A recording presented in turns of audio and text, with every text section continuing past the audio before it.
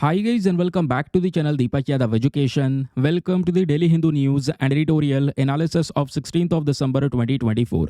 तो गाइज आज है तारीख 16 दिसंबर 2024 और है मंडे। देखेंगे आज के द हिंदू कंप्लीट न्यूज़पेपर को एनालाइज करेंगे। बट लेक्चर में आगे बढ़ने से पहले अगर आपको इस लेक्चर का पीडीएफ चाहिए तो क्या करना है, सबसे पहले डाउनलोड करना है टेलीग्राम, देन उसके बाद जाके सर्च बॉक्स में टाइप करना Deepak Yadav education UPSC. As you can see guys आपको ये वाला चैनल मिल जाएगा, इस पर क्लिक करना और जाकर इस चैनल को ज्वाइन कर लेना। ज्वाइन करने से फ़ायदा क्या होगा, यहाँ पर आपको डेली बेसिस पे लेक्चर का पीडीएफ मिल जाता है, डेली करंट अफेयर के वीडियो का पीडीएफ मिल जाता है और डेली बेसिस पे बहुत सारे डिजिटल नोट्स मिल जाते हैं। नाउ बढ़ते हैं आगे बढ़ने से पहले हमेशा की तरह हम लोग अपने लेक्चर को एक मैप के क्वेश्चन के साथ स्टार्ट करेंगे। तो आज आप सभी को मैप में जाकर देखना है सुल्तानपुर नेशनल पार्क को कहाँ पर है एग्जैक्टली लोकेटेड, इसको अच्छे से मैप में देखना। देन उसके बाद आकर नीचे कमेंट सेक्शन में टाइप करना, जिससे कि आप लोग इसको लंबे समय तक याद रख पाओगे। तो चलिए शुभ आरंभ करते हैं और चलते हैं सबसे पहले थंबनेल वाले इंपॉर्टेंट आर्टिकल की तरफ। जीएस पेपर नंबर 1 ज्योग्राफी के पॉइंट ऑफ व्यू से बहुत ही ज़्यादा इंपॉर्टेंट टॉपिक है। हम बात कर रहे हैं एक बहुत बड़े आइसबर्ग के बारे में, जिसको हम हिंदी में हिमखंड भी बोलते हैं।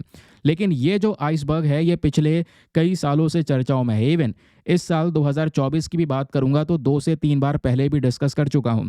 ये जो आर्टिकल आपको सामने दिख रहा है दोस्तों, ये मैंने आपको जनवरी में पढ़ाया था, जनवरी 2024 यानी इसी साल की बात कर रहा हूं मैं। ये इकोनॉमिक टाइम्स का आर्टिकल था जहां पे मेंशन किया गया कि दुनिया का सबसे बड़ा जो आइसबर्ग है वो बीच में तैरने लगा है और तैरते तैरते दोस्तों पिछले कुछ समय पर ये वेडल सी में अटक गया था।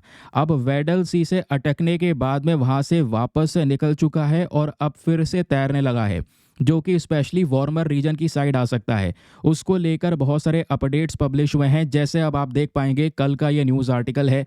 ऐसे ढेरों आर्टिकल देखने को मिल जाएंगे, चाहे वो बीबीसी हो चाहे वो न्यू इंडियन एक्सप्रेस हो, जहाँ पे मेंशन किया गया है दुनिया का ये सबसे बड़ा जो आइसबर्ग है ये वापस से ड्रिफ्ट करना शुरू हो चुका है ना। उसके इम्प्लीकेशन क्या हो सकते हैं वो भी जानेंगे, आइसबर्ग के फॉर्मेशन को भी समझेंगे। लेकिन क्वेश्चन नंबर 1 कि इस आइसबर्ग का नाम क्या है, ध्यान में रखिएगा। एग्जाम में दोस्तों आप लोगों से क्वेश्चन बन सकते हैं। इसका नाम है A23A। देखिए फर्स्ट ए है कैपिटल, फिर है 23, देन उसके बाद एक स्मॉल ए आपको नजर आएगा।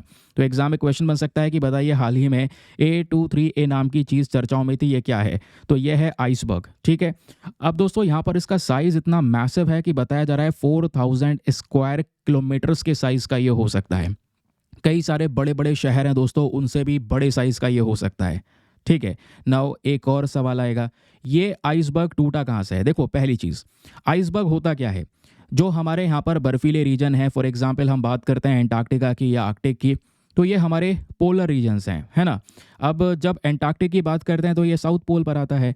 यहाँ पर भी पूरी तरह से बर्फ़ आपको देखने को मिल जाती है और इस बर्फ़ में से छोटे छोटे बर्फ़ के टुकड़े टूटते रहते हैं। उनका साइज़ इतना मैसिव नहीं होता है, तो टूटते हैं, तैरते तैरते ऊपर की साइड में आते हैं, थोड़े गर्म होने के बाद में मेल्ट हो जाते हैं, उनका पानी समुद्र में मिल जाता है। लेकिन ये वाला जो यहाँ पे आइसबर्ग है ये मैसिव है, इवन नाम ही दिया गया है दुनिया का सबसे बड़ा आइसबर्ग A23A। तो ये साइज़ इतना ज़्यादा बड़ा हो चुका है कि आगे बड़ी प्रॉब्लम क्रिएट कर सकता है। और अभी यहाँ पे बोला जा रहा है कि ये जो आइसबर्ग है दोस्तों ये एंटार्क्टिका वाले रीजन से टूटा, स्पेशली इस भाग से। अगर मैं आपको एक मैप में दिखाऊं 3D मैप में, वहाँ पे एक बढ़िया क्लैरिटी मिलेगी। सबसे पहले आप देख पाएंगे ये है एशिया और ये है हमारा इंडिया। हमें चलना है एंटार्क्टिका वाले रीजन पे, तो हमें चलना होगा साउथ पोल पर। तो साउथ पोल पे आपको ये एंटार्क्टिक वाला रीजन देखने को मिल जाएगा। अब यहीं पे दोस्तों आपको जाना है कहाँ पे, एंटार्क्टिका पेनिनसुला। इसको थोड़ा टर्न करेंगे, ये आपको देखने को मिल जाएगा, ये है एंटार्क्टिका पेनिनसुला। ये पूरा हमारा क्या कहलाता है, एंटार्क्टिक सर्किल कहलाता है। यहीं पे ये वाला जो भाग आपको दिख रहा है, यहीं से ये आइसबर्ग टूटा है। ये बड़ा सा बर्फ़ का टुकड़ा टूटा है और सीधा ये तैरते तैरते ऊपर आ रहा है। क्योंकि आपको पता है जो हवा चलती है या ओशन करंट्स होते हैं, जो हमारे इस समुद्र का बहाव होगा, उस बहाव में उस बर्फ़ के टुकड़े को वो ले चलेगा, है ना। तो यहाँ पे ना बीच में क्या हुआ कि जब ये बर्फ़ का टुकड़ा टूटा तो आगे बहते बहते आया और ये है हमारा दोस्तों वेडल सी। इस वेडल सी के अंदर में ये रुक गया था, अटक गया था और काफ़ी समय से ये अटका हुआ था। वहाँ पे कोई खबर कोई अपडेट नहीं आया था। लेकिन अब क्या हुआ, वो वापस से निकल चुका है और अब ये फ्लोट करता करता धीरे धीरे ऊपर आ रहा है। और अनुमान यहाँ पर ये लगाया जा रहा है, जैसे आप देख पाओगे ये हमारा साउथ अमेरिकन कॉन्टिनेंट है और यहीं पे आपको एक आइलैंड देखने को मिलेगा जिसका नाम है साउथ जॉर्जिया आइलैंड। ये जो टूटा है आइसबर्ग का टुकड़ा, ये सीधा तैरते तैरते यहाँ तक आ सकता है या इवन और ऊपर पहुँच सकता है। तो आपको पता है नीचे तो ठंड है क्योंकि साउथ पोल है, लेकिन जैसे यहाँ पर वो इक्वेटर के पास में आना शुरू हो जाएगा या ऊपर आना शुरू हो जाएगा, ऊपर ये सारे कई सारे जो रीजन्स हैं थोड़े वार्म हो जाते हैं। तो ये जो आइसबर्ग है दोस्तों, ये पिघल सकता है और पिघलने की वजह से इसका जो इम्पैक्ट है, जितने भी कोस्टल एरियाज़ हैं आप देख पाएंगे, ये जो कंट्रीज़ हैं, ठीक है, यहाँ पे आपको अर्जेंटीना, उरुग्वे, ये सब देश आपको देखने को मिलेंगे। इनके तट वाले जो हिस्से हैं, इनके ऊपर में बुरा असर पड़ सकता है। इवन यहाँ पे फ्लड वाली सिचुएशन बन सकती है। लेकिन इस आइसबर्ग के कुछ फ़ायदे भी होंगे और लेकिन कुछ नुकसान भी होंगे, तो दोनों ही एस्पेक्ट यहाँ पे पता होने ज़रूरी हैं। आई होप आपको ये जो लोकेशन है ये तो अच्छे से पता चल चुकी है। अब आगे की बात सुनिए। ये क्वेश्चन एक और आएगा आपके दिमाग में कि ये आइसबर्ग टूटा कब? तो दोस्तों ये वैसे 1986 में ही अलग हो चुका था, लेकिन वो वहीं पर सी फ्लोर में धंसा हुआ था, दबा हुआ था, तो वो निकल नहीं पाया था। लेकिन वो फ्लोट होना शुरू हो गया एकदम से, और फ्लोट होते होते आप देख पाएंगे वो नवंबर 2023 में यहाँ तक पहुँचा। फिर वो वहाँ पे अटक गया, वेडल सी में ही ये फंसा हुआ था। नाउ फाइनली यहाँ पर ये निकल चुका है और साउथ जॉर्जिया तक जा सकता है। ये सब कुछ मैप में ऑलरेडी मैं आपको बता चुका हूँ।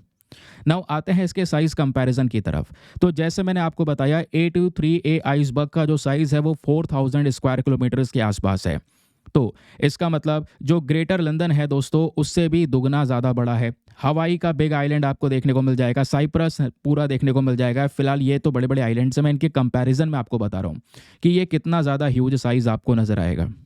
एक मैसिव साइज़, इस वजह से यहाँ पर कई आर्टिकल में बोला जा रहा है जो हमारा कैपिटल है इंडिया का, दिल्ली, उससे भी 3 गुना ज़्यादा बड़ा यहाँ पर ये आइसबर्ग आपको देखने को मिल जाता है। नाउ ये जो बेसिक डिटेल्स हैं इसके बारे में याद रखिएगा प्लीज़। ये सबसे पहले जो नाम है ये बहुत इंपॉर्टेंट है क्योंकि यहीं से क्वेश्चन बन सकता है। फिर आगे अगर आप देखेंगे तो साइज़ वगैरह के बारे में आपको बता चुका हूँ। स्टक हो गया था वेडल सी में, ये बता चुका हूँ। अब देखिए सबसे बड़ी प्रॉब्लम क्या है, ये आइसबर्ग है और आइसबर्ग बर्फ़ से बना हुआ है, और ऑब्वियस सी बात है उसमें पानी प्रेजेंट होगा, वो जम चुका है तो ही बर्फ़ है। गर्म होगा तो पिघल जाएगा। तो पता है इसमें कितना पानी प्रेजेंट है? इस आइसबर्ग के अंदर में 1 trillion tons of fresh water present है। 1 ट्रिलियन टन्स, ये अपने आप में मैसिव नंबर है। इस वजह से बोला जा रहा है कि इसको लेकर कुछ चिंताएं भी हो सकती हैं। नाउ अब आते हैं थोड़ा सा ज्योग्राफी वाले पार्ट पर, क्योंकि आपको ये टॉपिक्स अपने सिलेबस के साथ में भी लिंक करने होंगे। ज्योग्राफी का टॉपिक है आपका आइसबर्ग। तो होता क्या है आइसबर्ग, डेफिनेशन आपको पता है। जब ग्लेशियर से आइस ब्रेक हो जाता है एक बड़ा टुकड़ा और वो वाटर के अंदर में फ्री होकर तैरने लगता है, उसको बोलते हैं आइसबर्ग। काफ़ी बार क्या होता है, जो समुद्र का बहाव होता है या तेज़ हवाएं होती हैं उसके साथ में वो बहता रहता है, जिस डायरेक्शन में हवा चलेगी या जिस डायरेक्शन में वेव्स चलेंगी। लेकिन कई बार क्या होता है, ओशन में उस किनारे इतना ज़्यादा पानी नहीं होता, जिस वजह से बर्फ़ का टुकड़ा बड़ा होने की बजाय वो सी फ्लोर में, जो हमारा ओशन का फ्लोर है, उसी में धंस जाता है नीचे। तो वो निकल नहीं पाता बाहर या उसी जगह पे वो रुका रहता है, स्टक हो जाता है। तो ये भी कंडीशंस होती हैं आइसबर्ग के साथ में। तो दोनों ही कंडीशंस पता होनी चाहिए। लेकिन आपको ये भी पता होना चाहिए आइसबर्ग के अपने आप में वेरियस टाइप्स होते हैं, अलग अलग प्रकार होते हैं। जैसे कुछ आइसबर्ग का जो फॉर्म है वो टेबुलर फॉर्म में नज़र आएगा, ये है टेबुलर फॉर्म, है ना। फिर ये आपको देखने को मिल जाएगा ये वेज फॉर्म में है। ये आप दिखाएंगे तो ड्राई डॉक फॉर्म में है। ये डोम शेप यानी गुंबद वाली शेप में है। और ये पिनेकल वाली शेप में आपको देखने को मिलेगा, ऐसी शेप है। ये ब्लॉकी शेप यानी बड़े बड़े जो ब्लॉक्स हैं वो हो जाते हैं आइस के। तो ये अलग अलग शेप्स के माध्यम से इनके अलग अलग टाइप्स को डिफाइन किया जाता है। नाउ दोस्तों यहाँ पे आइसबर्ग्स बनता कैसे है ये आपको पता ही चल चुका है। ये मैं आपको बता चुका हूँ आइसबर्ग होता क्या है। बड़े ग्लेशियर से टूटा वो यहाँ पर आइसबर्ग कहलाएगा। लेकिन जब ये फ्लोट करता है, जब बहता है, तो दोस्तों यहाँ पे उसके पीछे कई सारी कंडीशंस होती हैं। जैसे यहाँ पे ओशन करंट आपको बता चुका हूँ, जो समुद्र का बहाव होगा या जो हवाएं चल रही होंगी, है ना, तो वो भी कहीं ना कहीं एक बड़ा फैक्टर है जिसकी वजह से आइसबर्ग आगे फ्लोट करता हुआ नजर आता है। और सबसे बड़ी चीज़ क्लाइमेट चेंज। आज जो क्लाइमेट चेंज हो रहा है यानी ग्लोबल वार्मिंग हो रही है, टेम्परेचर बढ़ रहा है, गर्मी बढ़ने की वजह से जो हमारे ग्लेशियर्स है वो पिघल रहे हैं, और ग्लेशियर्स के मेल्ट होने की वजह से बहुत सारे आइसबर्ग बन रहे हैं। क्योंकि जितना ज़्यादा गर्मी बढ़ेगी उतने ज़्यादा ग्लेशियर्स पिघलेंगे, बर्फ़ के टुकड़े टूट टूट कर समुद्र के अंदर में गिरेंगे और वो सारे के सारे आइसबर्ग्स कहलाएंगे। नाउ क्वेश्चन यहाँ पर ये भी आता है, ये जो आइसबर्ग मूव करता है जब आगे बढ़ता है तो इसका इम्पैक्ट क्या पड़ेगा? देखिए बहुत सारे इम्पैक्ट पड़ सकते हैं। सबसे पहला इसका मैरीन इकोसिस्टम पे बड़ा इम्पैक्ट पड़ सकता है। इससे यहाँ पे क्या होगा, जैसे मैंने बोला, इसके पॉजिटिव इम्पैक्ट भी हो सकते हैं और इसके नेगेटिव इम्पैक्ट भी हो सकते हैं। जब बात करते हैं हम लोग पॉजिटिव इम्पैक्ट के बारे में, तो इसमें न्यूट्रिएंट बूस्ट एक पॉजिटिव इम्पैक्ट है, क्योंकि ये बड़े साइज़ का आइसबर्ग जब पिघलेगा तो इससे बहुत सारा जो फ्रेश वाटर है, साफ पानी है, उसमें जो न्यूट्रिएंट्स प्रेजेंट है, क्योंकि उस पानी में नाइट्रोजन और फॉस्फोरस जैसे न्यूट्रिएंट्स होते हैं, तो ये पानी रिलीज होगा तो ये न्यूट्रिएंट्स भी रिलीज होंगे। इससे क्या होगा, ज़्यादा फाइटोप्लैंक्टन्स क्रिएट होंगे, जो कि हमारे समुद्र के फूड चेन के लिए ज़रूरी है, क्योंकि दूसरे जो यहाँ पे मैरीन एनिमल्स होंगे, एक्वाटिक एनिमल्स होंगे, वो फाइटोप्लैंक्टन का कंजम्पशन करेंगे, जिससे यहाँ पर क्या होगा, जो हमारी मैरीन बायोडाइवर्सिटी है दोस्तों, वो और ज़्यादा उभरती हुई नजर आएगी, क्योंकि उनको सबको न्यूट्रिएंट्स मिल रहे हैं ये आइसबर्ग के पिघलने की वजह से। लेकिन दूसरा इसका एक नेगेटिव इम्पैक्ट भी पड़ सकता है भाई, इससे ओशन करंट्स में डिसरप्शन हो सकता है, क्योंकि बड़े साइज़ का आइसबर्ग टूटना, उसके बाद उसको समुद्र में गिरना, इससे जो ओशन करंट्स हैं, वेव्स दोस्तों, उसमें भी इम्पैक्ट पड़ सकता है। कई बार ओशन में हमेशा फ़ायदा ही नहीं मिलेगा, इससे जो स्पीशीज़ उस एरिया में है उसके ऊपर में हार्मफुल इम्पैक्ट पड़ सकता है, किसी एरिया से न्यूट्रिएंट दूर जा सकते हैं, तो ये भी प्रॉब्लम हो सकती है। फिर एक पॉजिटिव इम्पैक्ट और है, वो है हैबिटेट क्रिएशन, क्योंकि आपने देखा होगा ज़्यादातर एंटार्क्टिक रीजन हो गए, आर्कटिक रीजन हो गए, है ना, यहाँ पर बहुत सारे छोटे छोटे आइलैंड्स होते हैं। वो आइलैंड्स क्या हैं, यही बर्फ़ के टुकड़े हैं जो यहाँ पर टूट चुके हैं और वो तैर रहे हैं। तो पेंगुइन्स के लिए, सील्स के लिए, या दूसरे और ऐसे मैरीन एनिमल्स या मैरीन लाइफ जो वहाँ पे प्रेजेंट है, उनके लिए एक नई जगह बन जाती है, नया हैबिटेट बन जाता है, उनके लिए ब्रीडिंग स्पेस बन जाता है, जिससे उनकी पॉपुलेशन बढ़ सकती है। ठीक है, तो कहीं ना कहीं ये बायोडाइवर्सिटी को सपोर्ट भी करता है। लेकिन एक और नेगेटिव इसका जो इम्पैक्ट है वो है सैलिनिटी चेंजेस, क्योंकि यहाँ पे ये जो आइसबर्ग है, ये जब पिघलेगा तो इसका बहुत सारा पानी समुद्र में मिलेगा, तो समुद्र के अंदर में जो खारापन है, क्योंकि आइसबर्ग में फ्रेश वाटर प्रेजेंट है और समुद्र के अंदर में खारा पानी है, सैलिन वाटर, जिसमें कह सकते हैं नमक प्रेजेंट है। तो इससे क्या होगा, इससे यहाँ पर सी वाटर का जो नेचर है वो बदल जाएगा, क्योंकि इसमें बहुत सारा फ्रेश वाटर मिक्स हो जाएगा। तो इससे क्या होगा, जो कोरल रीफ्स प्रेजेंट है जिनको ये सैलिन वाटर चाहिए हो, या कोई ऐसी फिश की स्पीशीज जिनको सैलिन वाटर चाहिए, वो कहीं ना कहीं इस सॉल्टीनेस के अंदर बदलाव आने की वजह से उनके लाइफ के ऊपर में इम्पैक्ट पड़ सकता है। तो ये कुछ इम्पैक्ट होंगे मैरीन इकोसिस्टम के ऊपर में। आई होप आपको ये भी समझ में आ चुका है। लेकिन सबसे बड़ी दिक्कत क्या है, जब ये आइसबर्ग मूव करता है ना, तो उसका सबसे असर पड़ेगा कोस्टल रीजन्स के ऊपर में, जो हमारे समुद्र के तट के किनारे देश प्रेजेंट हैं, उन देश के कुछ इंपॉर्टेंट कोस्टल एरियाज हैं, है ना। क्योंकि मान लो किसी एरिया के किनारे आइसबर्ग पहुंच गया, वहां पे पिघल गया, तो पिघलेगा तो पानी सब समुद्र में है, तो समुद्र का लेवल बढ़ जाएगा, नहीं बढ़ जाएगा, एकदम से समुद्र का स्तर इंक्रीज हो जाएगा। जैसे वो स्तर बढ़ा, वो सारा पानी कोस्टल एरियाज में एंटर करना शुरू हो जाएगा। जितने भी तट वाले क्षेत्र हैं, जो किनारे, समुद्र के किनारे लोग बसे हुए हैं, वहां पे बाढ़ आ जाएगी, उन लोगों को भागना पड़ेगा। तो सी लेवल राइज हो सकता है, जो एक बड़ी प्रॉब्लम क्रिएट कर सकता है। फिर उसके बाद में ग्राउंडिंग हैजर्ड्स, ये भी एक बड़ी प्रॉब्लम है, क्योंकि जब बड़े बड़े आइसबर्ग तैरते तैरते आसपास के तट वाले हिस्से में टकराते हैं, तो इससे दोस्तों जो वहाँ पे पानी का स्ट्रक्चर प्रेजेंट है उसमें बदलाव आ जाता है, या फिर जो जहाज़ के रास्ते बने हुए हैं वो डैमेज हो जाते हैं। कई बार वो टकराने की वजह से कह सकते हैं वहाँ पे कंपन यानी भूकंप जैसी जो चीज़ है वो ऐसी लगने लगती है कि हाँ भाई एक बड़ा आइसबर्ग उस एरिया में टकराया, जिससे सुनामी वगैरह भी प्रोड्यूस हो सकती है। ये भी यहाँ पर एक हैज़ार्ड है बहुत बड़ा।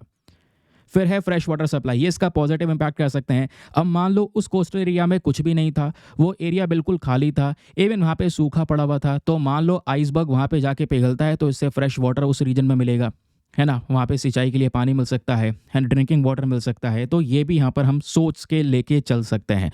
दोनों एस्पेक्ट्स यहाँ पे प्रेजेंट हैं, ठीक है। आई होप आपको यहाँ पर ये एक बढ़िया तरीके से क्लैरिटी मिल चुकी है आइसबर्ग के रिगार्डिंग। जो भी इन्फॉर्मेशन रिसेंटली पब्लिश हुई है वो सब डिटेल्स आपके सामने हैं। ज्योग्राफी के पॉइंट ऑफ व्यू से इंपॉर्टेंट है, पहले ही बता चुका हूँ। चलिए आगे आते हैं। लेकिन आगे बढ़ने से पहले एक इंपॉर्टेंट इन्फॉर्मेशन, अगर आप लोग हमारे पेड ग्रुप्स को ज्वाइन करना चाहते हैं तो आपके पास में बढ़िया मौका है इसको ज्वाइन करने के लिए। यहाँ पर आपको डेली बेसिस पे करंट नोट्स के PDF वगैरह प्रोवाइड करवाए जाते हैं।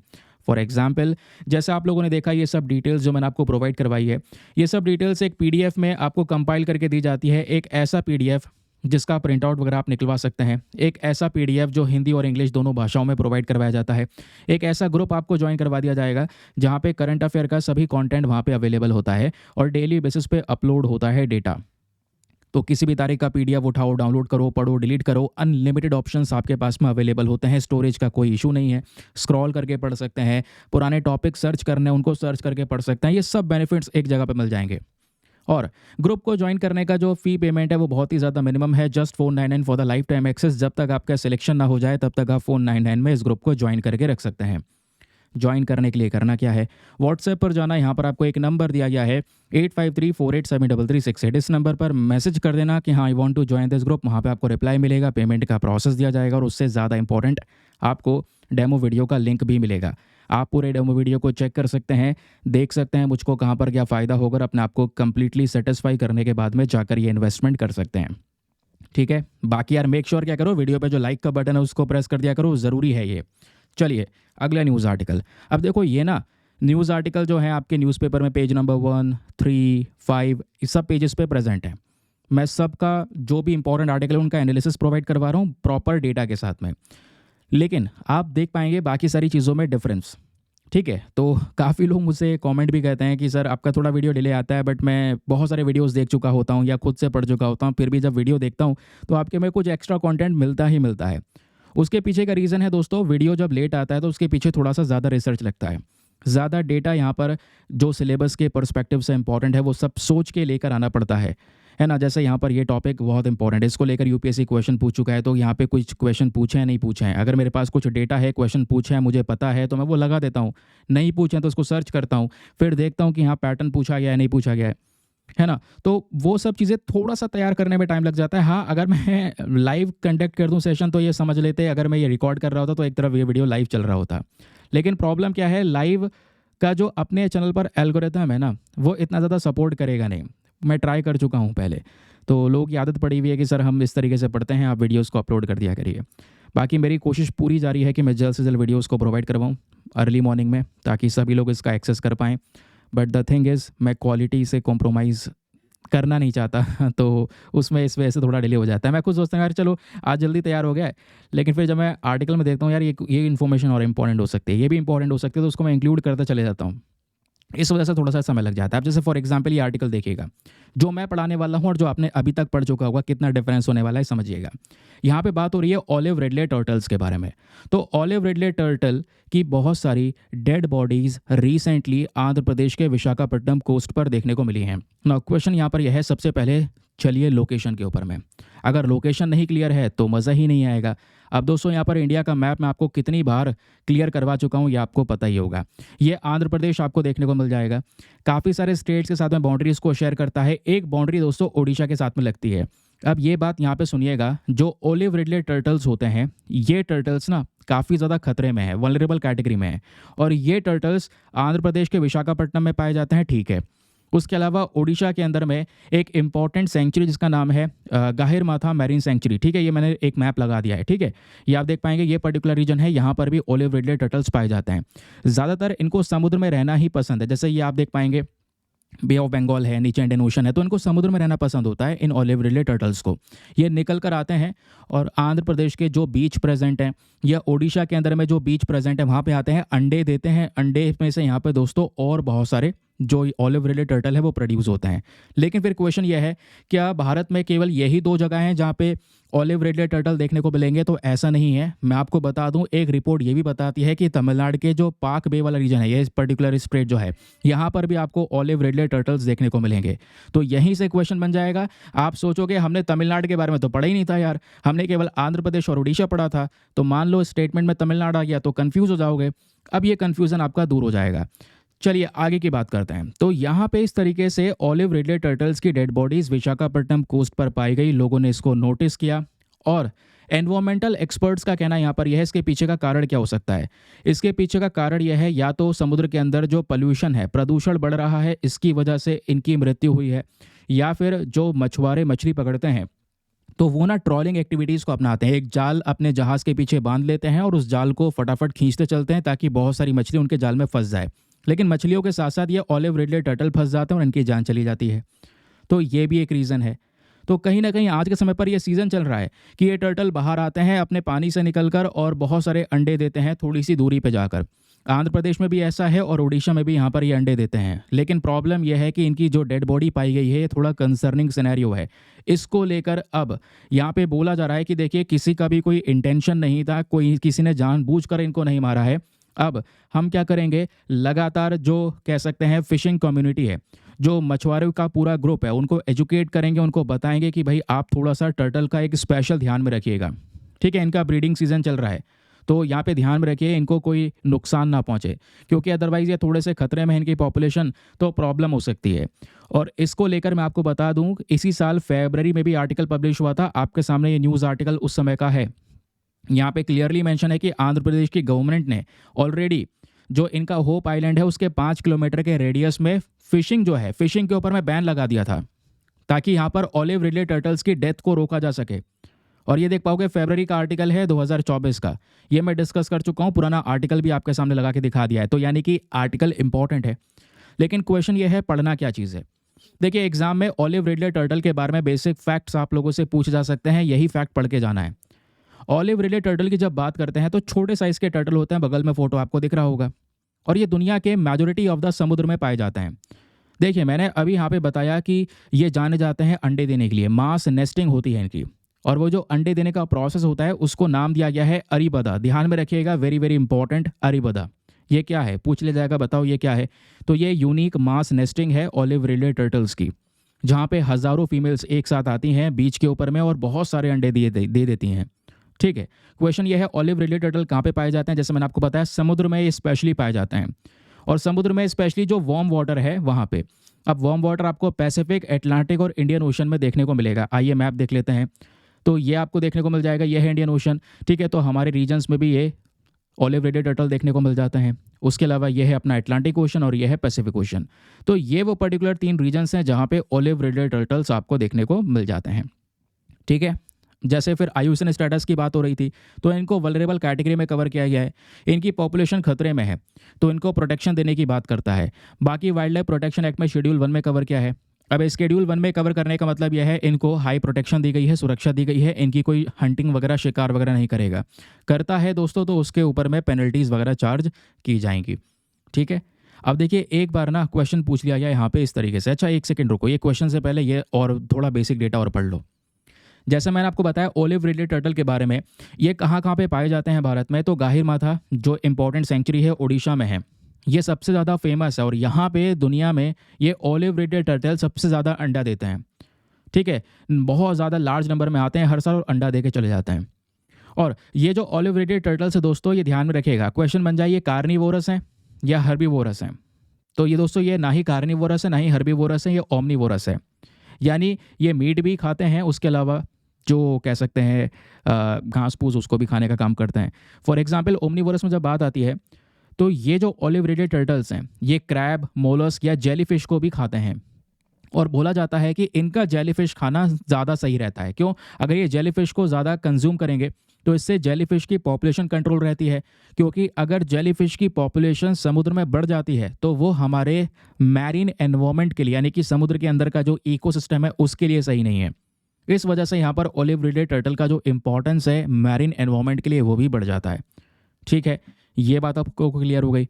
अब आगे सुनिए, एक बार आपसे पूछ लिया गया which one of the following is the national aquatic animal of India. Bharat का नेशनल एक्वेटिक एनिमल कौन सा है, तो वो है गैंगेटिक डॉल्फिन। वैसे ऑप्शन में इसमें ऑलिव रिडले टर्टल भी मेंशन था, but the thing is option number C is the correct answer. ठीक है, तो ये बात हो गई ऑलिव रिडले टर्टल्स के बारे में, ये हो गए आपके कुछ बेसिक फैक्ट्स। बाकी लास्ट में मैं क्वेश्चन दूंगा, उसको अटेम्प्ट कीजिएगा, देखूंगा कि कितने अच्छे से आप लोगों ने हर एक चीज़ को पढ़ा हुआ है। चलिए आगे आते हैं, लेकिन यार एक काम ज़रूर से कर दिया करो, मेक श्योर करना चैनल के ऊपर में सब्सक्राइब बटन है उसको प्रेस कर लेना, बेल आइकन को प्रेस कर लेना, ऑल नोटिफिकेशन को ऑन कर लेना, ताकि कल जब वीडियो अपलोड हो तो टाइम पर आपको नोटिफिकेशन मिल जाए। जितने भी लोग पहली बार आए हैं वीडियो पे वो तो मेक श्योर करें सब्सक्राइब करके जाएँ, ताकि टाइम पे वीडियोस मिलते रहें। और डेली अपलोड होते हैं ये वीडियो, चाहे कोई भी सिनेरियोज हों डेली आपके पास में आएंगे। डेली आप अपने करंट अफेयर्स को डेली अपने आप को अपडेट कर सकते हैं थ्रू न्यूज़पेपर।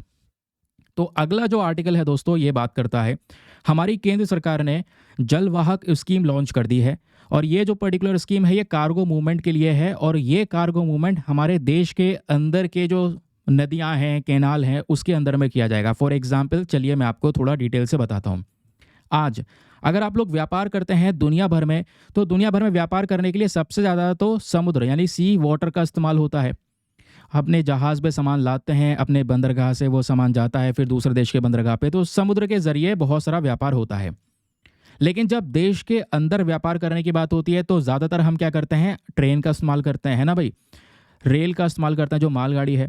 उसके अलावा दूसरा रोड्स का इस्तेमाल होता है, ट्रक वगैरह में सामान को इधर से उधर पहुँचाया जाता है। तीसरा जो रास्ता है दोस्तों जिसको कम इम्पोर्टेंस मिलता है इंडिया में, वो है इनलैंड वाटर। भई देश के अंदर भी तो नदियाँ हैं, रिवर हैं, है ना?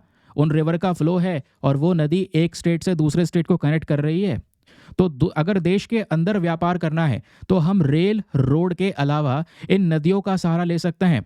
नदियों में जो वाटर वे बनाते हैं हम उसको बोलते हैं इनलैंड वाटर वे। ऐसे भारत के पास में बहुत सारे जैसे नेशनल हाईवे होते हैं ना, जो एक स्टेट से दूसरे स्टेट को कनेक्ट कर रहे हैं, वैसे ही दोस्तों यहाँ पर नेशनल वाटरवेज भी होते हैं हमारे। और ऐसे भारत के पास में ढेर सारे नेशनल वाटरवेज प्रेजेंट है। आप देख पाएंगे नेशनल वाटरवे वन की बात करेंगे तो ये वो है नदी। नेशनल वाटरवे वन की जब बात होती है तो गंगा, भागीरथी, हुगली, ये तीनों नदी यहाँ पर जुड़ी हुई हैं और ये नदी इस तरीके से इस पूरे रीजन को जोड़ती है। इवन आपको यहाँ से व्यापार करना है और यहाँ तक पहुँचना है तो यहाँ से आप जहाज़ में सामान ला सकते हैं और ये जहाज़ सीधा यहाँ तक जाएगा। तो ये हमारा नेशनल वाटरवे वन है। उसी तरीके से हमारे पास में नेशनल वाटरवे टू है, ब्रह्मपुत्र नदी। और मोस्ट इंपॉर्टेंट चीज़ यहाँ पर पता है क्या है, कि इन नदियों के माध्यम से जो हमारा नॉर्थ ईस्टर्न वाला भाग है वो ज़्यादा मजबूती से भारत के साथ में जुड़ सकता है इन टर्म्स ऑफ ट्रेड। तो यहाँ पे ये आ गई हमारी ब्रह्मपुत्र नदी। ब्रह्मपुत्र नदी का फ्लो इस तरीके से है। तो यहाँ से भी दोस्तों हम क्या कर सकते हैं, देखो नेशनल वाटर वे टू और वन दोनों आपस में यहाँ पे जुड़ते भी हैं। तो हम अपने नॉर्थ ईस्टर्न रीजन के साथ में भी प्रॉपर तरीके से व्यापार कर सकते हैं, बिल्कुल एंड वाले रीजन तक। उसी तरीके से नेशनल वाटरवे 10, 85, 83 ये सब आप देख पाएंगे, सब छोटी छोटी नदियां हैं जो हमारे देश में फैली हुई हैं, एक दूसरे के राज्य को कनेक्ट कर रही हैं। लेकिन सबसे बड़ा यहाँ पर अपना नेशनल वाटरवे वन है जो लगभग 1620 किलोमीटर का है। समझ रहे हैं? तो हुआ क्या है, केंद्र सरकार ने जलवाहक स्कीम लॉन्च कर दी है ताकि हमारे देश में जो व्यापार आज हम कर रहे हैं, जो सामान यानी कार्गो मूवमेंट कर रहे हैं रेलगाड़ी के माध्यम से या सड़कों के माध्यम से, उसको हम क्या करें, इनलैंड वाटरवेज से करें, है ना? नदियों के रास्ते यहाँ पे जहाज़ के थ्रू व्यापार किया जाए। क्यों? क्योंकि रेलवे से करते हैं या रोड से करते हैं तो ये थोड़ा एक्सपेंसिव पड़ जाता है, महंगा पड़ जाता है। जबकि जहाज़ से व्यापार करेंगे तो वो सस्ता पड़ेगा। आज दुनिया भर में सबसे ज़्यादा जो व्यापार है वो जहाज़ों से ही होता है क्योंकि वो काफ़ी अफोर्डेबल पड़ता है। तो वो आपको देखने को मिलेगा। तो ये जो पर्टिकुलर स्कीम शुरू की गई है जलवाहक स्कीम, इसका मेन पर्पस क्या है, जो कार्गो ट्रांसपोर्ट है उसको इंसेंटिवाइज करना। और ये कार्गो ट्रांसपोर्ट को गवर्नमेंट सपोर्ट करेगी, गवर्नमेंट इंसेंटिव्स प्रोवाइड करवाएगी अगर आप इन नेशनल वाटरवे 1, 2 का इस्तेमाल करते हैं या बैराक नदी वाला वाटरवे इस्तेमाल करते हैं तो। ठीक है, तो इससे क्या होगा, कार्गो का मूवमेंट्स बढ़ेगा, इकोनॉमी के ऊपर में या एनवायरनमेंट के ऊपर में एक पॉजिटिव इम्पैक्ट पड़ेगा क्योंकि चाहे वो रेल हो चाहे वो रोड हो, वहाँ से पोल्यूशन ज़्यादा होगा, यहाँ से पोल्यूशन कम होगा यहाँ भी प्रदूषण, बट उस लेवल का नहीं होगा, है ना? तो ये भी इसका एक बहुत बड़ा फ़ायदा है। उसके अलावा यहाँ पे क्या होगा, हम लोग देख पा रहे हैं चाहे वो वेस्ट बंगाल हो या वो बांग्लादेश हो, ठीक है, कुछ रीजन्स को हमने एनालाइज़ किया है, यहाँ पे हमने ये देखा है कि व्यापार होने की वजह से इनको ज़्यादा फ़ायदा मिला है। जब ये इनलैंड वाटरवे से व्यापार करते हैं तो ज़्यादा पैसा बचा पाते हैं, ज़्यादा सस्ता ट्रेड हो पाता है। तो यही चीज़ हमें भी समझनी होगी और इसके लिए सर्विसेज शुरू की जा रही है नेशनल वाटरवे 1 और 2 पर। इसलिए जलवाहक स्कीम यहाँ पे लॉन्च की है ताकि गवर्नमेंट सपोर्ट करेगी कि आप यहाँ से कार्गो मूवमेंट कीजिए, अपने देश की नदियों का इस्तेमाल कीजिए, उसके बदले में हम आपको सपोर्ट करेंगे। समझ रहे हैं? अल्ट्राटेक सीमेंट का कहना यह है कि हम तो पहला सीमेंट कंपनी भी बन चुके हैं जिसने नेशनल वाटरवे 1 का इस्तेमाल किया है और जिप्सम का ट्रांसपोर्ट किया है हमने इन नेशनल वाटरवे 1 के ज़रिए। ये बेसिकली अल्ट्राटेक सीमेंट का यहाँ पर पूरा स्टेटमेंट है। आई होप आपको ये जो क्लैरिटी है वो मिल चुकी है कि इनलैंड वाटरवेज क्या होते हैं। नाउ केवल यहाँ तक कहानी सही नहीं रहेगी, इसके अलावा कुछ और डिटेल्स भी पता होनी चाहिए।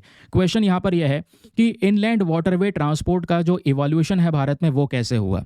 तो सबसे पहले दोस्तों अगर आप इतिहास देखेंगे तो हमारे देश में जैसा आप देख पाएंगे हाईवे अथॉरिटी है जो हमारे हाईवेज़ को मैनेज करने के लिए बॉडी बनाई गई है, रेलवे अथॉरिटी है रेलवे को मैनेज करने के लिए।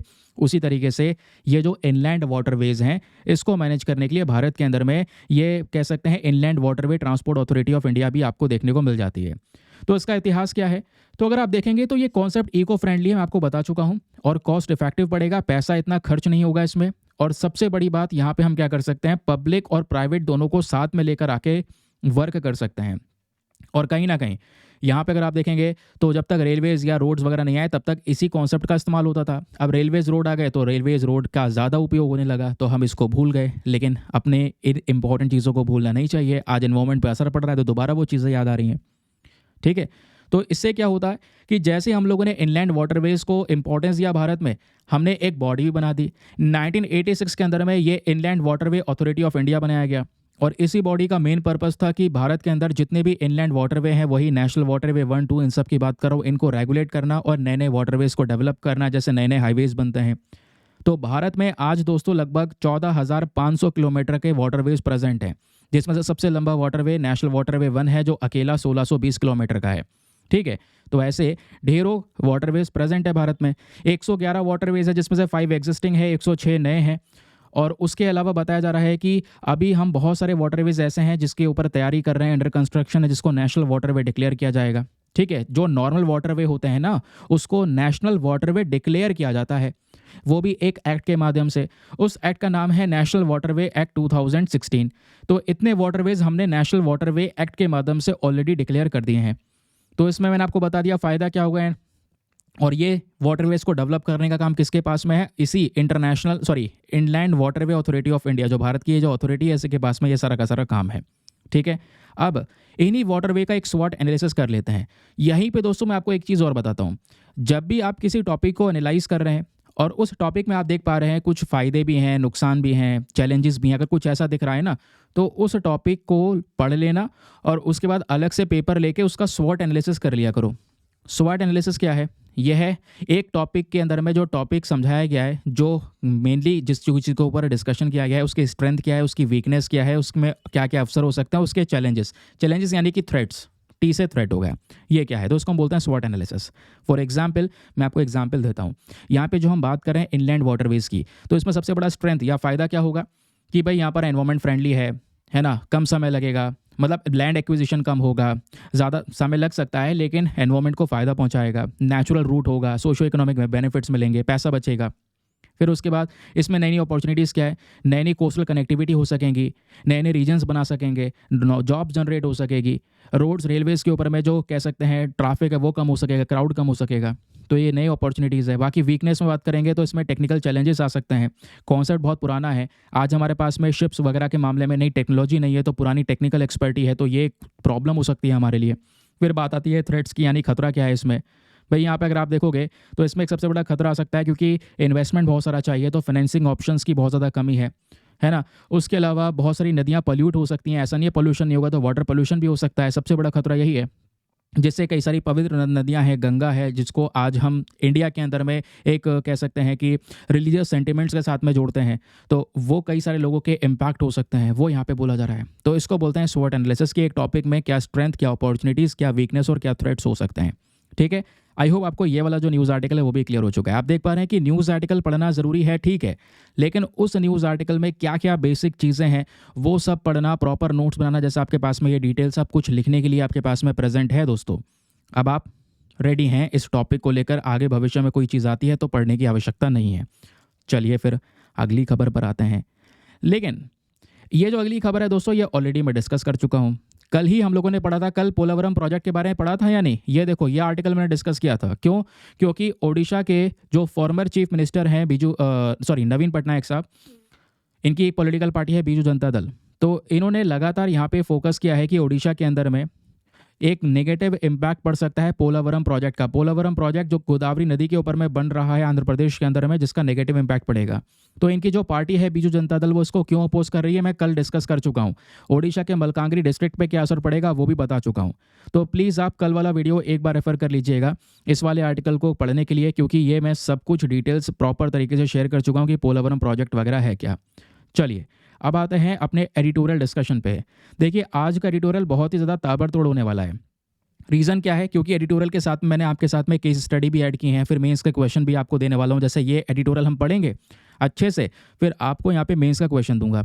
फिर एक एडिटोरियल और है, इसको पढ़ेंगे, फिर यहाँ पे मेंस का क्वेश्चन दूंगा, फिर एक और एडिटोरियल है, ये पढ़ेंगे, फिर उसके बाद यहाँ पे आपको केस स्टडी दूंगा कि इस कंडीशन में आप होते तो आप क्या करते। फिर एक और एडिटोरियल है दोस्तों यहाँ पे, वो है हमारा डेटा पॉइंट H1B वीज़ा को लेकर, वो समझेंगे, इसको लेकर प्रीलिम्स का क्वेश्चन दूंगा।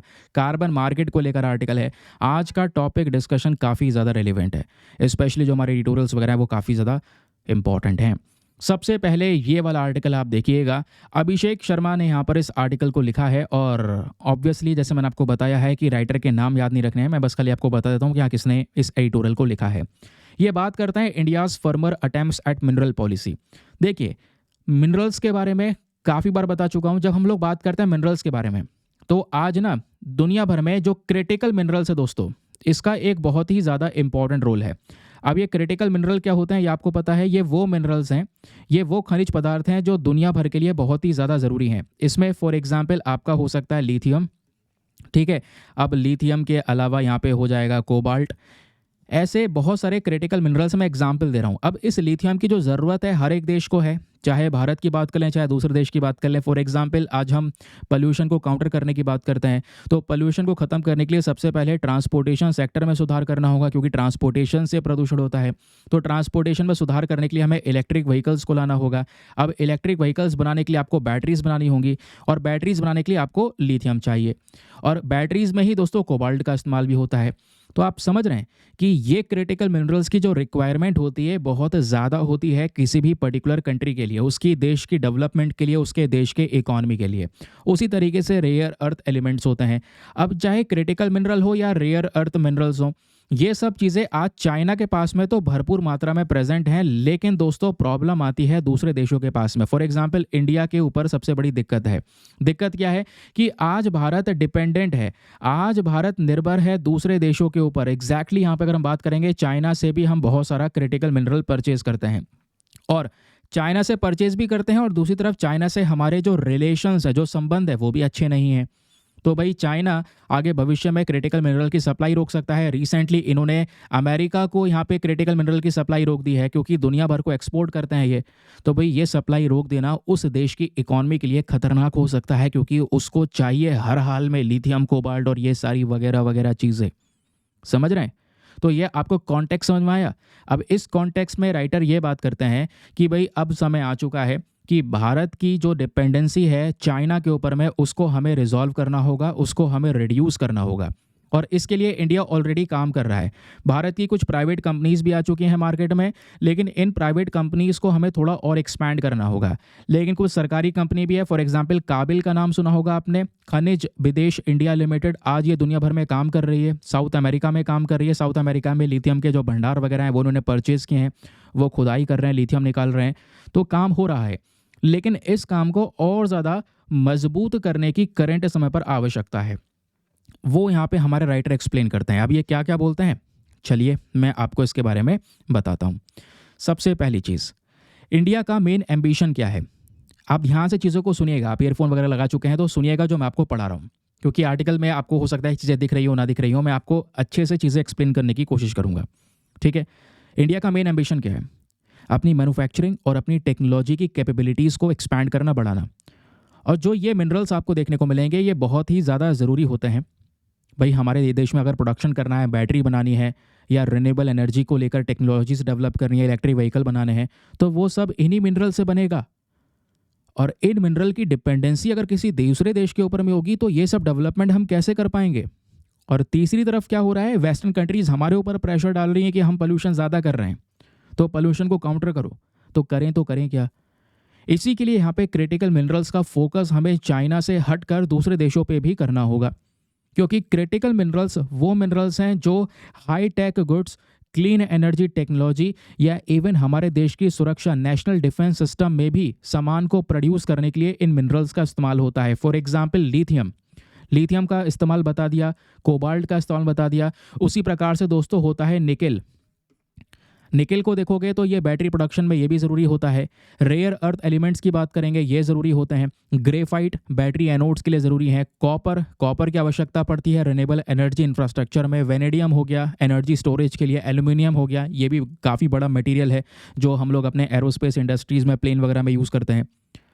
तो भाई ये सब चीज़ें हमारे पास में होना ज़रूरी है।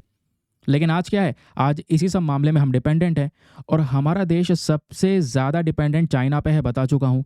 क्योंकि चाइना दुनिया में एक डोमिनेंट प्लेयर है, क्योंकि चाइना ने बहुत सारा, चाइना में इस प्रकार का मटेरियल प्रेजेंट है और उनके पास में वो टेक्नोलॉजी है कि उस मटेरियल को वो ज़मीन से निकाल सकें, एक्सट्रैक्शन कर सकें, जो उन्होंने किया। इस वजह से इनका डोमिनेंस बन पाया, क्योंकि एक रिपोर्ट ये बताती है कि दुनिया में जितना भी rare earth element production present है उसमें चाइना का 60% कंट्रोल है। दुनिया के ऊपर 60% कंट्रोल कर पाना ये मैसिव है। तो इस वजह से चाइना के पास में कम से कम लगभग बता सकता हूँ मोनोपोली है लगभग, क्योंकि 50% से ज़्यादा इस प्रकार के मिनरल इसके पास हैं। मोनोपोली क्या होती है? बेचने वाला एक, खरीदने वाले अनेक। तो जो भी प्राइस डिसाइड करेगा उस पर सबको खरीदना पड़ेगा। दबदबा होता है उसका, जिसकी मोनोपोली जनरेट होती है। तो वैसे यहाँ पर चाइना है, इन्होंने अपनी एक पार्टनरशिप बनाई है दूसरे कंट्रीज़ के साथ में, जहाँ पे मिनरल्स बहुत ज़्यादा है। चाहे आपने देखा होगा अफ्रीकन कंट्रीज़ की स्पेशली बात होती है, चाहे वो डेमोक्रेटिक रिपब्लिक ऑफ कॉन्गो हो या साउथ अमेरिका में चिली हो, इन देशों में चाइना ने भर भर के इन्वेस्टमेंट किया है। ये देश खुश हैं कि हाँ हमको बहुत पैसा मिल रहा है, हमारी इकॉनमी ग्रो कर रही है, लेकिन उन्हें ये नहीं पता चाइना ने जो इन्वेस्टमेंट किया है उससे उन देशों से मिनरल निकाल रहा है। क्योंकि democratic Republic of Congo cobalt के लिए जाना जाता है, दुनिया में सबसे ज़्यादा कोबाल्ट वहाँ प्रेजेंट है। चिली के अंदर लिथियम प्रेजेंट है, तो बहुत ज़्यादा माइनिंग की है वहाँ पे, इन्होंने ये निकाला है, निकाल के अपने देश लेके गए हैं। हमें भी ये करना होगा। जो काम हमने लेट शुरू किया है वो चाइना पहले कर चुका। तो लिथियम हो, चाहे वो कोबाल्ट हो, चाहे वो रेयर अर्थ एलिमेंट्स हो, चाहे वो निकेल एंड ग्रेफाइट ही क्यों ना हो, इसके लिए इंडिया आज डिपेंडेंट है दूसरे देशों पे। जैसे आज लिथियम के लिए हम ऑस्ट्रेलिया, चिली, अर्जेंटीना इनको चुनते हैं। कोबाल्ट के लिए हम भी डेमोक्रेटिक रिपब्लिक ऑफ कॉन्गो से इंपोर्ट करते हैं। रेयर अर्थ एलिमेंट्स चाइना के ऊपर डिपेंडेंट हैं। निकेल और ग्रेफाइट के लिए भारत, इंडोनेशिया, चाइना के ऊपर अगेन डिपेंडेंट है। तो इनसे ये सब चीज़ें इंपोर्ट कर रहा है। तो राइटर बोलते हैं ये हैवी रिलायंस होना सही नहीं है। समय आ चुका है इस समस्या को रिजॉल्व करने का, और इस समस्या को रिजॉल्व करना ज़रूरी भी है, क्योंकि इससे सबसे बड़ा जियोपॉलिटिकल रिस्क है। रिलेशंस ख़राब हैं। कल अगर चाइना के दिमाग में आया कि हम ये चीज़ें सप्लाई नहीं करेंगे इंडिया को, या ये चीज़ें दूसरे देश को सप्लाई नहीं करेंगे, तो इससे हमारी इकोनॉमी पे इंस्टेंट असर पड़ेगा, डायरेक्ट असर। तो इस वजह से हमें एफर्ट्स लगाने होंगे। जो हमने एफर्ट्स अभी तक लगाए हैं उसको एक्सपैंड करने की आवश्यकता है। अच्छा, क्या एफर्ट लगाएं? राइटर बोलते हैं कि देखिए, आज हम ऐसा नहीं है कि कोशिश नहीं कर रहे, हमें भी पता है रिलेशंस कैसे चल रहे हैं चाइना के साथ में। तो इंडिया, ऑस्ट्रेलिया, अर्जेंटीना और चिली, ये वो तीनों देश हैं जिनके पास में लिथियम कोबाल्ट प्रेजेंट है। इनके साथ में नेगोशिएशन कर रहा है, अलग से अग्रीमेंट कर रहा है। दूसरी तरफ भारत दोस्तों क्वाड कंट्रीज़ के साथ में मिलकर भी काम कर रहा है। क्वाड के अंदर आपको पता है Australia, Japan, India, US present है। तो इनके साथ में भी कोलैबोरेट कर रहा है ताकि ये रेयर अर्थ एलिमेंट्स की जो सप्लाईज है उसको वो सिक्योर कर सके। उसके अलावा डोमेस्टिक एक्सप्लोरेशंस हो रहे हैं। इंडिया के अंदर बहुत सारा लिथियम खुद मिला है, जम्मू कश्मीर में मिला है, लेकिन प्रॉब्लम यह है कि उसकी माइनिंग, उसको हम कैसे निकालेंगे, क्योंकि वो निकालने की टेक्नोलॉजी हमारे पास में प्रेजेंट नहीं है। तो हमें उसको निकालने के लिए नई टेक्नोलॉजीज़ को लेकर आना बहुत ही ज़्यादा ज़रूरी है। उस पर इंडिया काम कर रहा है। भारत में नई नई जगह पर इन मिनरल्स को एक्सप्लोर किया जा रहा है, जिसकी वजह से काफ़ी सारे एरिया में हमें ये मिनरल्स मिल रहे हैं। इंडिया गवर्नमेंट ने दोस्तों यहाँ पे ये भी प्रपोजल दिया है कि हम अपने देश में स्ट्रेटेजिक मिनरल रिजर्व बनाएंगे, एक भंडार बनाएंगे। जैसे कच्चा तेल का रिजर्व होता है ना, कच्चा तेल हम स्टोर करके रखते हैं कि देश में क्राइसिस आ जाए तो हमारे पास में इतना कच्चा तेल स्टोर हुआ रखा है कि हम देश की डिमांड को पूरा कर सकते हैं। उसी तरीके से इंडियन गवर्नमेंट ने प्रपोजल दिया कि हम स्ट्रेटेजिक रिजर्व बनाएंगे, जहाँ पे मिनरल्स को भरपूर भंडार में रखा जाएगा कि मान लो कल किसी देश के साथ रिलेशन ख़राब हुए, उसने इंपोर्ट करना हमें बंद भी कर दिया, तो थोड़े समय के लिए हम अपने भंडार से निकाल के अपनी देश की ज़रूरत पूरी कर सकते हैं। तब तक कोई नया जो ज़रिया है वो ढूंढ लेंगे इंपोर्ट करने का। तो ये करना बहुत ही ज़्यादा ज़रूरी है ताकि आगे कोई प्रॉब्लम हो भी तो लोगों को प्रॉब्लम्स ना हो। इंडिया ये दिखा सके कि भाई इतनी भी डिपेंडेंसी हमारी आपके ऊपर में नहीं है, अगर आप कुछ भी करते हैं हमारे पास में हर चीज़ का सोल्यूशन है। ये करना ज़रूरी है, समझ रहे हैं। फिर राइटर यहाँ पे बोलते हैं कि इंडिया को मिनरल डिप्लोमेसी इंगेजमेंट करना ज़रूरी है। दुनिया भर के 7 ग्रुप्स इकट्ठे कीजिए, उनको साथ में लेकर आइए, क्योंकि दूसरे ग्रुप्स भी समझते हैं कि उनका भी यही हाल है जैसे भारत का है।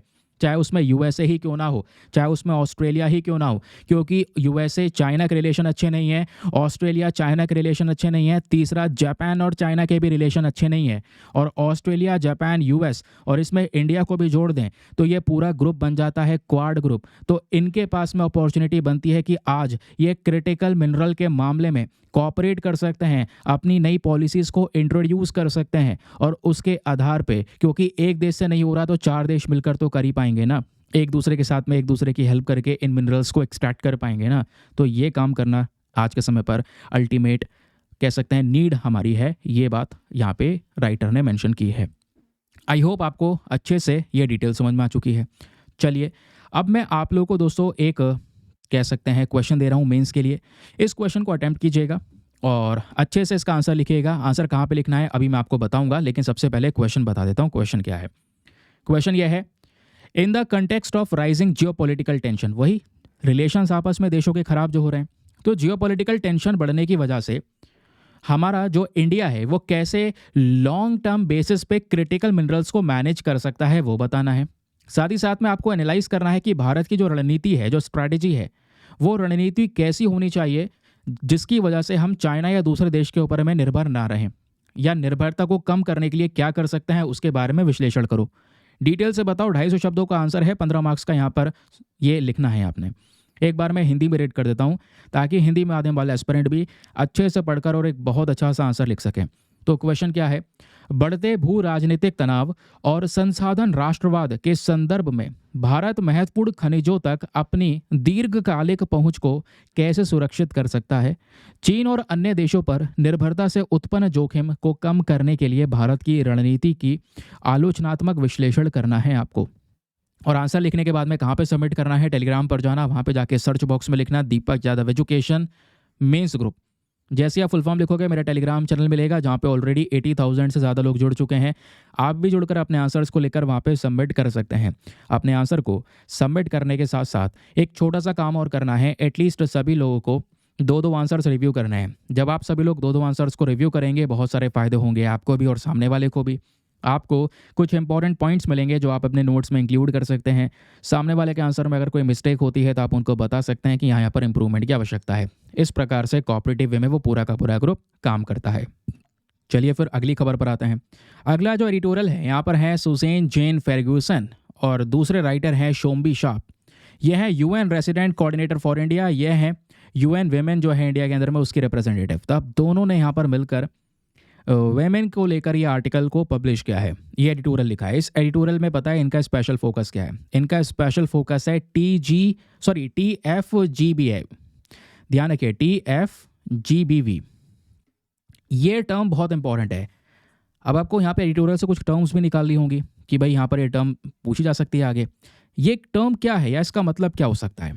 तो दोस्तों यहाँ पर ये आप कह सकते हैं tech facilitated gender based violence, ये इसका फुल फॉर्म है।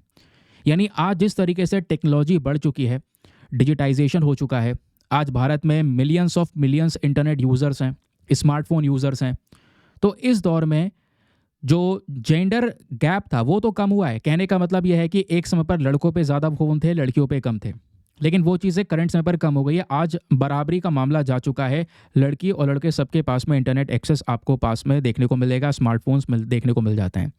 लेकिन प्रॉब्लम यहाँ पे राइटर ये बोलती हैं कि आज जो दिक्कत हो रही है वो है इंटरनेट के ऊपर में जेंडर बेस्ड वायलेंस होना।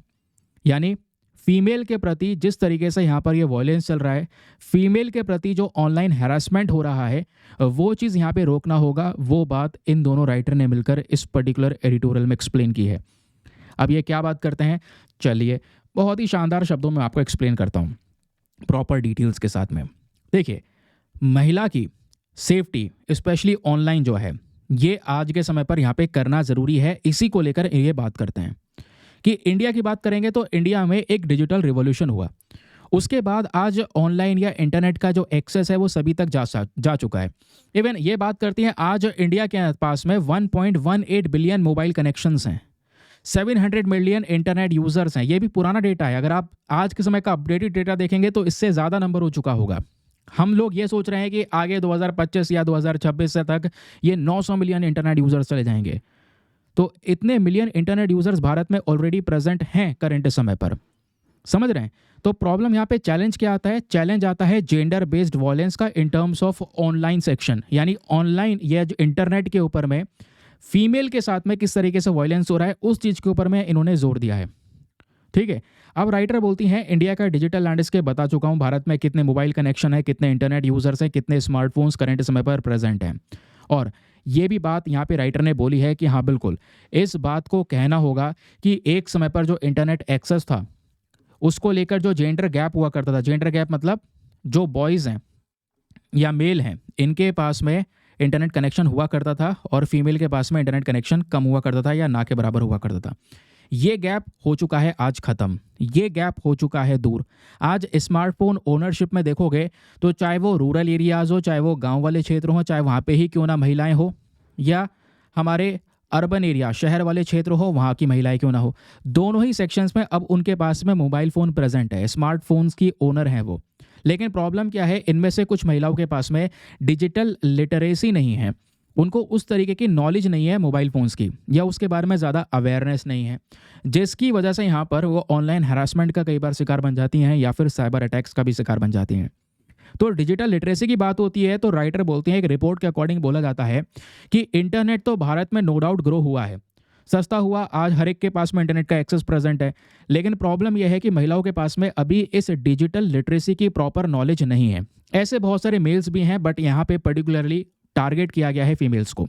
तो फिर ये बात करते हैं कि इसकी वजह से, क्योंकि नॉलेज नहीं है तो इसकी वजह से जो कह सकते हैं कि ऑनलाइन बहुत सारे सेफ्टी इश्यूज उनके साथ में हो जाते हैं।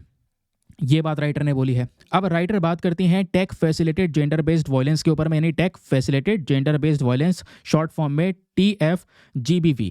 ये क्या है ज़रा दोस्तों, इसके ऊपर में गौर फरमाइएगा। Gender based violence digital situation में क्या होता है कि भाई यहाँ पे अलग अलग प्रकार का एब्यूज़ करना, अलग अलग प्रकार से प्रताड़ित करना किसी इंसान को, जैसे साइबर स्टॉकिंग हो सकता है, किसी को लगातार यहाँ पे स्टॉक करना, पीछे करना, ऑनलाइन हैरासमेंट करना, सेक्सटॉर्शन हो सकता है, डॉक्सिंग हो सकता है, किसी की फर्जी इमेज लगाना, इमेज बेस्ड अब्यूज़ हो सकता है, किसी के बिना मर्जी के इमेजेस का यूज़ करना। आजकल ये सब आम हो चुका है, चाहे वो इंस्टाग्राम पे रील्स देख लो, आज वहाँ पे हद पार हो चुकी है हर चीज़ की।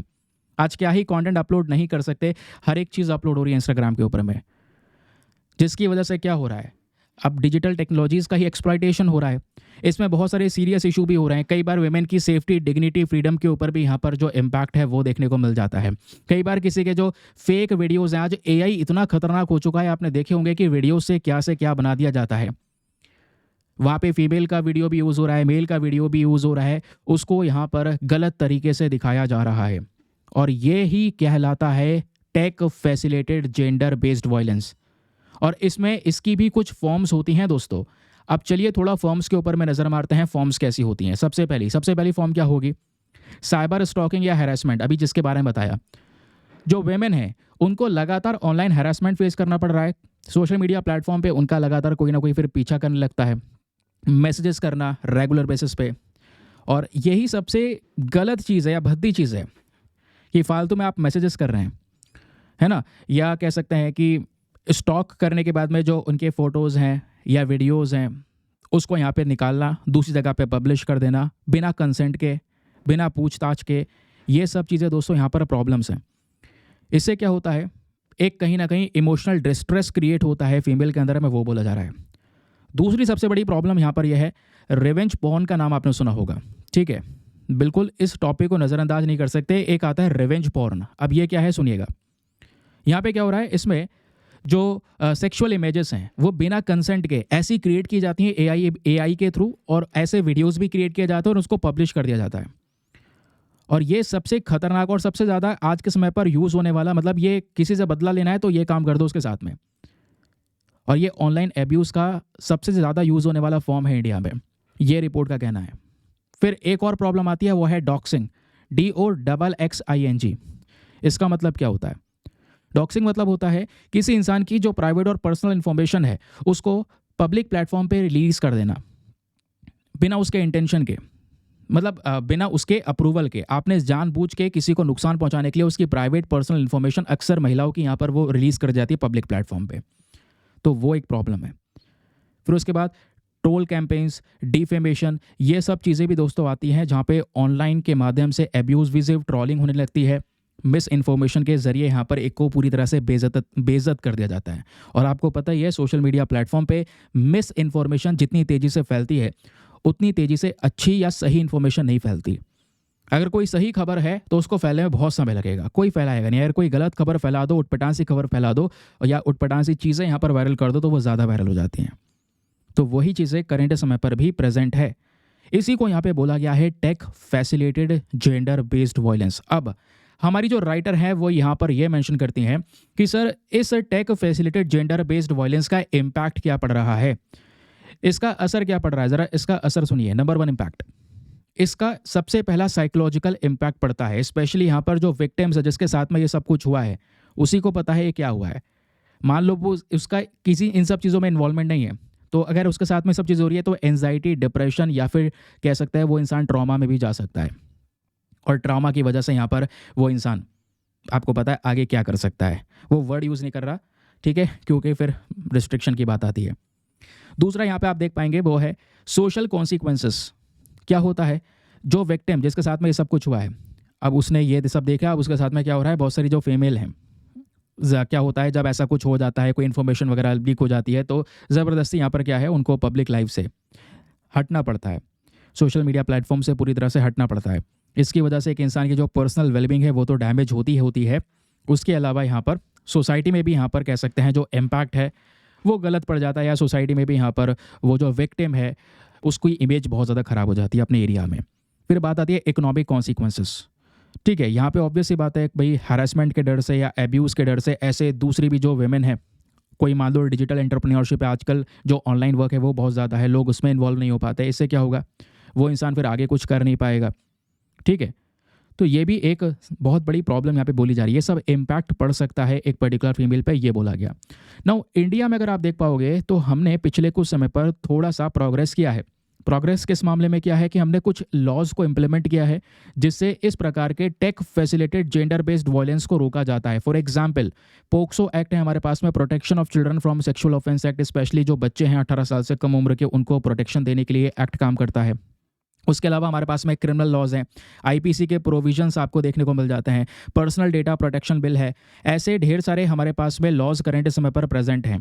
लेकिन प्रॉब्लम क्या है, इसमें चैलेंजेस भी ढेर सारे हैं, क्योंकि आज प्रॉब्लम ये भी है कि हम डिजिटल सेफ्टी के लॉज को लागू तो कर दें, दिक्कत यह है कि आज बहुत सारी महिलाएं ऐसी हैं जिनके पास में इंटरनेट का एक्सेस है बट उनके पास में डिजिटल लिटरेसी या अवेयरनेस नहीं है, जिसकी वजह से ऑनलाइन वे में उनके साथ में रिस्क ज़्यादा बढ़ जाता है। या फिर अगर हम कह सकते हैं अच्छा रिपोर्टिंग मैकेनिज्म नहीं है। कुछ ऐसे प्लेटफॉर्म्स हैं, फेसबुक, इंस्टाग्राम, ट्विटर, इन्होंने रिपोर्टिंग टूल्स को इंट्रोड्यूस किया है कि अगर आपके मतलब कोई चीज़ हो रही है गलत तो आप उस चीज़ को रिपोर्ट कर सकते हैं, बट वो रिपोर्टिंग टूल सही से काम नहीं कर सकते या एफिशिएंटली वर्क नहीं कर रहे हैं। ठीक है, तो ये भी एक बड़ा इशू है। उसके अलावा यहाँ पे दोस्तों अभी इसको सॉल्व करने के लिए हमें क्या करना चाहिए वो राइटर ने एक्सप्लेन किया है कि भाई अगर हमें इस तरीके का tech facilitated gender based violence को काउंटर करना है तो ढेर सारे स्टेप्स हो सकते हैं जिसको हम लेकर चल सकते हैं। नंबर 1 स्टेप क्या है, वो है डिजिटल लिटरेसी कैंपेन। आपको एक कैंपेनिंग करनी होगी, समझाना होगा अगर आपके पास में मोबाइल है, स्पेशली रूरल एरियाज़ में, गाँव वाले क्षेत्रों में, कि आपकी ऑनलाइन सेफ्टी कैसे हो सकती है, आप अपनी पर्सनल इन्फॉर्मेशन को कैसे प्रोटेक्ट करके रख सकते हैं, दूसरा कोई व्यक्ति आपकी पर्सनल इन्फॉर्मेशन को गलत तरीके से यूज़ ना कर सके। अगर कर दिया है तो उसको रिपोर्ट कहाँ पे करना है, कैसे करना है, वो चीज़ें आपको पता होना चाहिए। ठीक है, तो दूसरा यहाँ पे अगर आप देखेंगे स्ट्रेंथनिंग लीगल फ्रेमवर्क्स। हमें जो आज के समय पर लॉज प्रेजेंट हैं, जो कानून प्रेजेंट है, उसको और तेज़ी से इम्प्लीमेंट करना होगा, उसको और ज़्यादा मजबूत करना होगा, ये ज़रूरी है। उसके अलावा ये सोशल मीडिया प्लेटफॉर्म की भी जिम्मेदारी होनी चाहिए कि इनके पास में जो रिपोर्टिंग टूल होगा वो ज़्यादा मजबूत होना चाहिए। अगर रिपोर्टिंग टूल इनके पास में ज़्यादा मजबूत है तो फिर इससे क्या होगा, तुरंत एक्शन ले सकते हैं। इन सभी लोगों के लिए हेल्पलाइन नंबर्स वगैरह हो सकते हैं कि भाई अगर कोई ऑनलाइन एब्यूज़ हो रहा है, किसी के साथ में कुछ गलत हुआ है, सोशल मीडिया प्लेटफॉर्म पे कोई चीज़ वायरल हो रही है, ऐसा नहीं है, वो उन सब चीज़ों को रिपोर्ट कर सकें और रिपोर्ट करने के बाद तुरंत एक्शन लिया जा सके। और इस मामले में जो पब्लिक प्राइवेट पार्टनरशिप है, यानी हमारी गवर्नमेंट है, उसके अलावा प्राइवेट कंपनीज़ है दोस्तों, वो भी साथ में आ सकती हैं। टेक्नोलॉजिकल जो कंपनीज़ वगैरह हैं उनके बीच में कोलैबोरेशंस हो सकता है जो एक अच्छा सेफ ऑनलाइन एनवायरनमेंट प्रोवाइड करवा सकें इस डिजिटल एज के समय पर। ठीक है, और मैं आप लोगों को पहले ही बोल चुका हूँ कि बहुत सारी चीज़ें होती हैं जो हम सोशल मीडिया प्लेटफॉर्म पे पोस्ट कर रहे होते हैं, चाहे वो टेलीग्राम हो, चाहे वो व्हाट्सएप हो, चाहे वो कोई भी चीज़ हो, या फिर यहाँ पर खासकर इंस्टाग्राम हो या फेसबुक हो। तो इतना सब पर्सनल इन्फॉर्मेशन कभी भी सोशल मीडिया प्लेटफॉर्म पे शेयर मत किया करो। मैं देखता हूँ बहुत सारे लोग तो बहुत बहुत डिटेल शेयर कर देते हैं, आज ये हो रहा है घर पे, आज वो हो रहा है। तो मतलब ऑब्वियस ही बात है यार, वो सब चीज़ें लोगों तक जा रही हैं। ठीक है, स्पेशली अपनी पर्सनल इन्फॉर्मेशन की मैं बात कर रहा हूँ। कोई ऐसी चीज़ मत छोड़ देना सोशल मीडिया प्लेटफॉर्म पे जिससे आपको नुकसान हो सके। ठीक है, इस वजह से एक्टिव रहो, बट वो सब चीज़ें ऑनलाइन पोस्ट करने की ज़रूरत नहीं है। कि भाई आप रेगुलर बेसिस पे यहाँ पर आज क्या हो रहा है घर पे, आज ये हो रहा है, आज ये इन्फॉर्मेशन है, आज वो इन्फॉर्मेशन है, सब करने की ज़रूरत नहीं है। और जो पर्सनल इन्फॉर्मेशन पोस्ट है आपकी कोई, तो उसको वहाँ पे थोड़ा सा हटा वटा लीजिएगा। उसके अलावा बात आती है यहाँ पे रिसर्च और डेटा कलेक्शन। हमें यहाँ पे लास्ट में एक स्टेप उठाना होगा, एक कॉम्प्रहेंसिव रिसर्च सेक्शन के ऊपर काम करना होगा। ठीक है, ठीक है, जहाँ पे क्या होगा, जो ये tech facilitated gender based violence है भारत के अंदर में, इसका एक डेटा कलेक्ट किया जाए, किस लेवल पे ये जेंडर बेस्ड वायलेंस हो रहा है, क्या क्या सेक्शंस हैं, क्या क्या कारण हैं, उसके आधार पे नई नई रणनीतियाँ लेकर आई जा सकेंगी, स्ट्रैटेजीज अपनाई जा सकेंगी। क्योंकि भारत का जो डिजिटल रिवॉल्यूशन है, आज हर एक व्यक्ति तक मोबाइल फ़ोन पहुँचा है, इंटरनेट का एक्सेस पहुँचा है, तो इसका हमें सही तरीके से उपयोग करना है, इसका दुरुपयोग नहीं करना है। और कंट्री अपना डिजिटल इंफ्रास्ट्रक्चर बिल्ड कर रही है, इंटरनेट एक्सेस को और ज़्यादा एक्सपैंड कर रही है। हम सोच रहे हैं लोगों के पास में ये होगा तो इंडिया की प्रोग्रेस में हेल्प कर सकेगा। इंटरनेट होगा, लोग एजुकेशन ले पाएंगे अच्छे से, लीगल रिफॉर्म्स, टेक्नोलॉजिकल इनोवेशंस और भी बहुत सारे बदलाव हो सकेंगे। बट द थिंग इज़, अगर यही इस तरीके से एक इंसान में डर रहेगा हैरेसमेंट का, वायलेंस का या डिस्क्रिमिनेशन का, तो वो इनका सही तरीके का यूज़ नहीं कर पाएगा, फिर वो देश के प्रति कंट्रीब्यूट नहीं कर पाएगा। तो ये करना बहुत ही ज़्यादा ज़रूरी है। आई होप आपको ये भी बेहतरीन तरीके से समझ में आ चुका है। चलिए, अब आज का मेंस का क्वेश्चन क्या बोलता है, ज़रा इसके ऊपर में थोड़ा सा ध्यान देते हैं। क्वेश्चन ये है, the digital gender divide in India is narrowing. मतलब वही जैसे मैंने आपको बताया, जो डिजिटल जेंडर डिवाइड है कि भाई लोगों के पास में एक समय पर मोबाइल फ़ोन किसी के पास में था, महिलाओं के पास में नहीं था, वो चीज़ तो कम हुई है। अब सबके पास में मोबाइल फ़ोन है, इंटरनेट का एक्सेस है। बट जो tech facilitated gender based violence है, जीबीवी, ये लगातार बढ़ रहा है।